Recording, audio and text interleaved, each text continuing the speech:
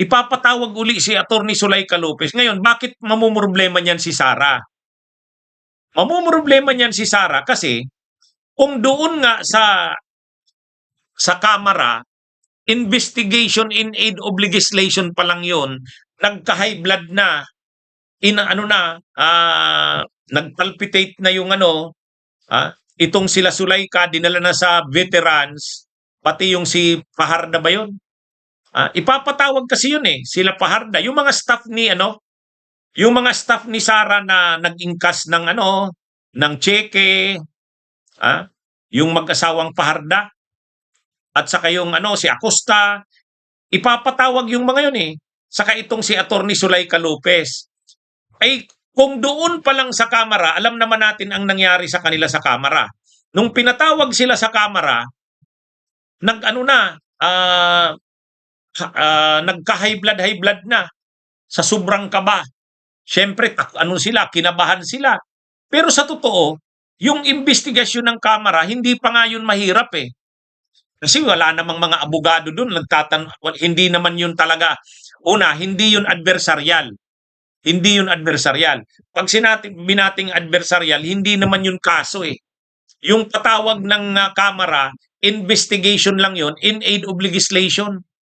Dito hindi. Adversarial na ito. Talagang gigisahin sila dyan. Mayroong isasubject sila sa direct examination. Pagkatapos ng direct examination, i-cross-examine sila. Medyo mabigat yan mga kabunyog. Sigurado kung doon pa nga sa Kamara, kinabahan na sila, nagka-high blood na sila, dinala na sila sa veterans, ay dito lalong lalo sila ditong masasalang talaga, gigisahin talaga sila diyan. Kasi maraming mga maraming councils ang ang diyan. Magbubusisi sa kanila. Aside pa sa mga senator judges. Kaya ito mga kabunyog, mga kababayan, itong sila Zuleika Lopez, talagang dyan, may direct examination, may cross-examination. Nung nasa Kamara sila, wala namang direct examination, cross-examination. Kasi hindi naman yun, hindi naman yun trial. Investigation lang yun in aid of legislation. Hindi yun adversarial proceedings. Ito adversarial trial. Mayroong direct examination, may cross-examination. Kaya, at saka ito talagang televised ito, naka-livestream ito. Ano na naman kayang mangyayari diyan sa mga tao na yan ni Sara Duterte? Nung nasa Kamara sila, nililigtas sila. Dinala na lang sa dinala na lang sa veterans. Pero dito, hindi na yan pwedeng hindi na pwede yung gano'n na mga palusot nila. Hindi na ito investigation in aid of legislation, impeachment trial na ito. Kaya sigurado yan, mahihirapan yan sila Zuleika Lopez, sila Fajarda, sila yung si Acosta. Yun? Dito pati lalabas dito na yung confidential funds, talagang ininkas nila. Imagine niyo, nag-inkas sila ng mga cheque. Wala man lang armored vehicles. Ordinaryo lang na mga sasakyan ang gamit nila. Pagkatapos, pagka-ingkas nila nung cheque, pinasa na nila kay La Chica, saka yung yung isa pang sinulasco. Doon pa lang questionably na yon yung ginawa nila na yon. Sigurado gigisahin sila doon. Pagka-ingkas nyo ng mga cheque, saan nyo na dinala? Ay di siyempre sasabihin na nila kay Nolasco at saka kay La Chica. Bakit ninyo dinala kay Nolasco at La Chica? Hindi naman sila accountable officers ng inyong opisina. Siyempre ang sagot nila diyan, yun ang instruksyon ni VP Sara. Kaya madidiin diyan mga kabunyog, mga kababayan. Yan mga kabunyog, na naman yan. Mai-expose na naman dyan yung nangyari sa confidential funds. Unang-una, Yung land bank mismo, ipapatawag din sigurado diyan. Bakit kayo bakit ang dali lang sa inyong mag-ingkas ng mga tseke? Ang mga halaga nun, 35 million, 25 million, isang tseke. Pagkatapos, tatanungin din sigurado yung mga official ng Office of the Vice President sa DepEd. Bakit hindi ninyo, di ba kayo yung accountable officers? Ibig sabihin, kayo yung mga authorized na humawak ng pera na yon. Bakit itransfer ninyo kay La Chica at saka kay Nolasco? Yun, magpapaliwanag sila doon. Kaya sigurado, mag-high blood na naman yan. Tataas na naman yan ang blood pressure. Ha? Sigurado yan. Kaya dati si Sara Duterte ang nag-rescue sa kanila. Di ba? Habang naghihiring doon sa Kamara, nandun si Sara. Tapos ina-assistehan na ni Sara, dinadala na nila sa veterans. Diyan, alangan namang si Sara pa ang mag-a-assist sa kanila diyan. Hindi na yan papayagan ng impeachment court. Impeachment court yan eh. Impeachment court yan. Doon sa Kamara, maluwag pa yon kasi investigation lang naman yon in aid of legislation. Ito, trial. Impeachment trial. Kaya ano ito? Stricto ito. Kaya ewan natin mga kabunyo. Aabangan natin ito. Anong mangyayari dito kila Zuleika Lopez? Dito, makakakita na naman sigurado tayo dito mga kabunyog ng mga nag-high blood. Naka-ready na naman sigurado dito yung mga wheelchair. Ha? Ha? Di ba? Naka-ready na naman dyan ang mga wheelchair. Naka-ready na naman dyan ang mga may mga na naman, doktor na namang naka-assist dyan. Ay, kasi sigurado, kapag nasalang yung mga tao ni Sara, mai-expose sila. O, ano nang mangyayari? Papalabasin na naman, high blood. O, tapos dadalhin na naman sa ospital. Pero hindi na yan papayagan. Kukontrolin na sila dyan. Kapag ganyan, noon kasi nandun mismo si Sara eh. Nung hearing sa Kamara, nandun si Sara.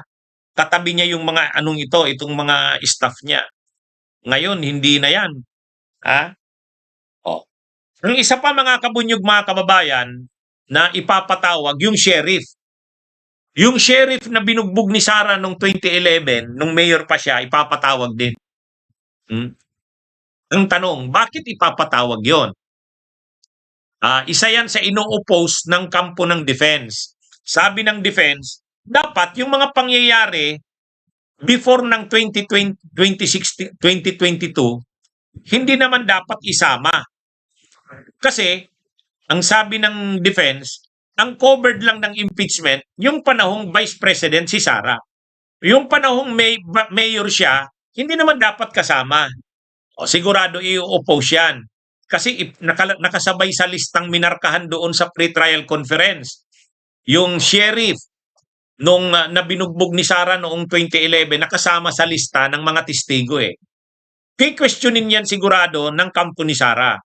Siyempre sasabihin nila, bakit naman ipapatawag yan? 2011 pa yan. Naging presidente si Sara 2022. Pero pinaliwanag na yan mga kabunyog, pinaliwanag na yan ni Congresswoman Beatrix Listro.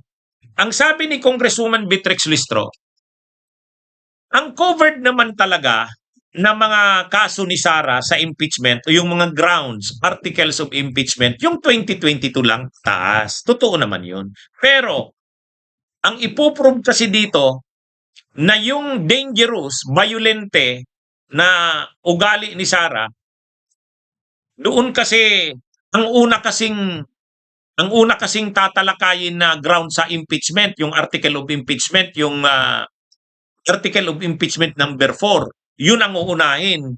Yung threat ni Sara sa Pangulo at saka sa First Lady. Yun ang unang magiging article of impeachment na pag-uusapan. Ngayon, ipapakita doon na si Sara ay talagang kahit nung mayor pa, may mga violente na ang mga tendensya niya. Kaya ipipresent yung sheriff na yon. So, hindi naman yon, yung sheriff na yon, hindi naman yon yung nagawa ni Sara noong 2011, hindi naman yun kasama sa ground sa impeachment niya kasi 2011 naman talaga yun.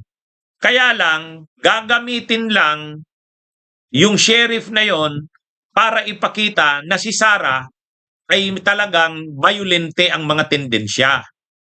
Ha? Yan yung purpose bakit ipe-present yung sheriff.